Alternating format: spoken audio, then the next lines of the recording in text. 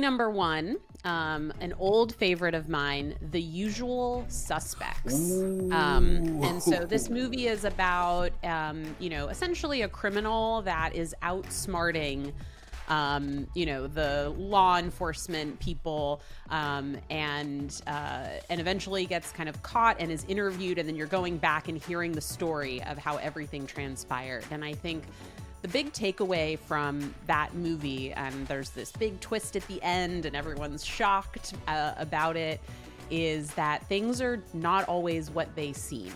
And so within the context of any customer role, and especially support, you really have to be able to navigate a situation and understand like what is really going on. And sometimes what the customer tells you on the surface isn't really the whole story, and things aren't always what they seem, right? So it's a great message and a reminder to not take everything at face value and not be afraid to really dig in and figure out what's really going on beneath the surface. Wow, so that was movie number one. That is such a good movie. I haven't seen it in a few years, but it almost started off this genre, this series of movies coming out with that really big twist at the end. No spoilers, but if you haven't seen it, it's a must-see.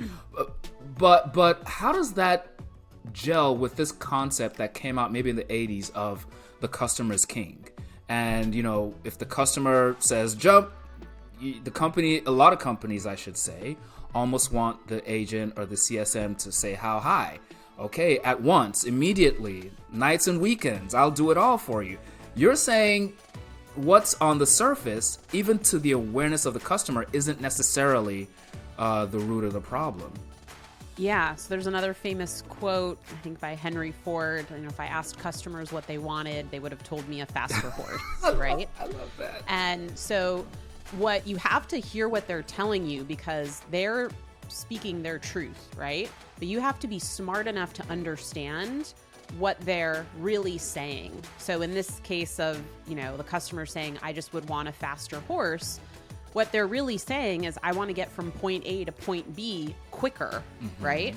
And a faster horse could be one way to do it, but there's probably a million other ways to achieve that goal.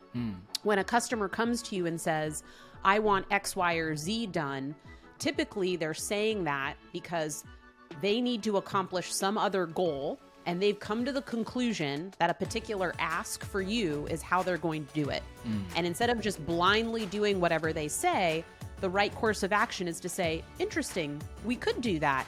Could I ask a little bit more to have some more context of what that will impact, why you're asking about this, what are you really trying to achieve?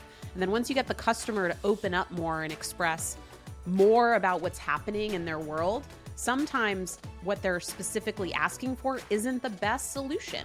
And once you have that context, you can help guide your customer and get them to the right place. And so, I don't believe that the customer is always right. The customer always deserves to be listened to and heard, and you owe it to your customer to help them help themselves, right? And to know when a request does make sense, and you should just jump on that and take care of it, and when you should dig deeper into a request to better figure out what's actually going on and how you might be able to help. I am Mr. Kobayashi. I have been asked by my employer to bring a proposal to you, gentlemen. What do you want? My employer requires your services, gentlemen. One job, 1 day's work. Very dangerous. He does not expect all of you to live, but those of you who do will have $91 million to divide between you in any way you see fit. Who's your boss? I work for Kaiser Soze.